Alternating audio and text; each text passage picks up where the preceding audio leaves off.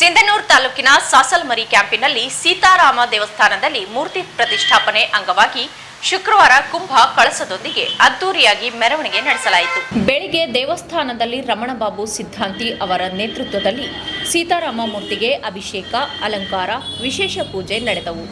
ನಂತರ 501 ಕುಂಭ ಕಳಸದೊಂದಿಗೆ ವಿವಿಧ ಬಾಜಾ ಭಜಂತ್ರಿಗಳೊಂದಿಗೆ ಮಹಿಳೆಯರು, ಪುರುಷರು, ಯುವಕ ಯುವತಿಯರು, ಮಕ್ಕಳು ಅದ್ದೂರಿ ಮೆರವಣಿಗೆಯೊಂದಿಗೆ ಗಂಗೆ ಸ್ಥಳಕ್ಕೆ ಹೋಗಿ ಪೂಜೆ ಸಲ್ಲಿಸಿ ಪುನಃ ದೇವಸ್ಥಾನಕ್ಕೆ ಬಂದರು. ನಂತರ ಹೋಮ ಹವನ ಕಾರ್ಯಕ್ರಮ ಜರುಗಿತು. ಯುವತಿಯರು ಕೋಲಾಟ ಆಡುವ ಮೂಲಕ ನೋಡುಗರ ಗಮನ ಸೆಳೆದರು. ದೇವಸ್ಥಾನದೊಳಗೆ ಆಕಳನ್ನು ಬಿಟ್ಟು ಗೋ ಪೂಜೆ ಮಾಡಿದರು.